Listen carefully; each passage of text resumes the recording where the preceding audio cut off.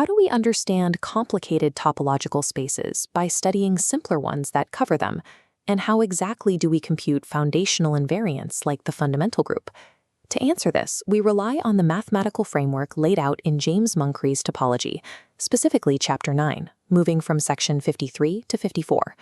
Intuitively, we recognize that a circle has exactly one hole, but translating that geometric observation into a rigorous algebraic definition requires a specific formal approach. Standard point set topology alone does not provide the tools to compute the fundamental group of the circle, denoted as pi1 of S1, strictly from the circle's own geometry. In section 53, Munkres introduces the construction of covering spaces to provide the necessary formal constraints for this computation. Section 54 then applies this construction to execute a definitive derivation of the circle's fundamental group. The goal is to establish a correspondence between continuous shapes and discrete algebra. Covering spaces serve as the primary mechanism for this translation. We define a continuous surjective map, P, from a space E down to a base space B. Space B functions as our base space. The space E acts as the covering space. We specify an open neighborhood U within the base space. We then examine the inverse image of U under the map P, written as P inverse of U. For P to be a covering map, this inverse image must be expressible as a union of disjoint open sets, labeled V alpha, within the space E. Crucially, the restriction of P to any single slice V alpha must be a homeomorphism onto U. This ensures each slice is a local topological copy of the neighborhood below it. An open neighborhood satisfying these conditions is termed evenly covered. For a map to be a covering map, every point B in the base space must belong to such an evenly covered neighborhood.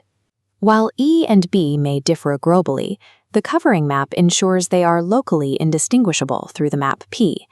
This local equivalence allows us to determine how movement in the base space corresponds to movement in the covering space, a process called a lift. Consider a continuous path F starting at a base point B sub 0 within an evenly covered neighborhood U. We choose a starting point E sub 0 in the covering space that maps down to our base point. The path lifting lemma states that a unique lifted path exists in the covering space starting at E sub 0. Because the slice V sub 0 is homeomorphic to U, the path F has one unique duplicate tracing through that specific slice above it. Paths extending across multiple neighborhoods are handled by subdividing them into segments, applying this logic to each evenly covered step. The homotopy lifting lemma extends this to deformations. If two paths in the base space can be continuously deformed into one another, their lifts in the covering space deform in parallel. This deformation preserves the fixed endpoints of the paths in both spaces.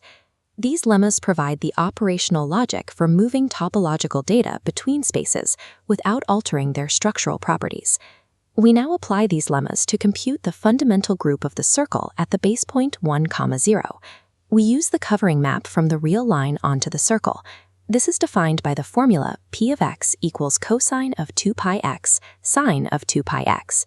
The real line covers the circle because any open arc on the circle inverse maps to a set of disjoint, equally spaced intervals on the helix. Consider an arbitrary loop F that begins and ends of the circle's base point. Using the path lifting lemma, we lift this loop to a path in the real numbers, starting at the origin. Since F is a loop, its endpoint must be the base point of the circle. Consequently, the endpoint of the lifted path must map to that same base point under the map P. For our mapping, the inverse image of the base point is the set of all integers. The integer at which the lifted path terminates is called the winding number of the loop. The homotopy lifting lemma proves that loops in the same homotopy class must share the same integer endpoint. Loop concatenation in the fundamental group corresponds to the addition of these winding numbers in the integers, and in this way, the geometric rotation around a circle is represented by the algebraic addition of integers. We can now state the formal theorem. The fundamental group of the circle is isomorphic to the group of integers. There are three primary takeaways. First, covering spaces represent closed loops as measurable open paths in a higher space. Second, lifting properties allow for the transfer of paths and homotopies between the base and the cover without loss of information. And third, this derivation provides a direct connection between geometric rotation and algebraic integers. This method of lifting paths into simpler covering spaces provides a template for analyzing more complex surfaces and manifolds. If you found this helpful and want more clear explanations from standard books like Munkres, don't forget to like the video and subscribe to the channel.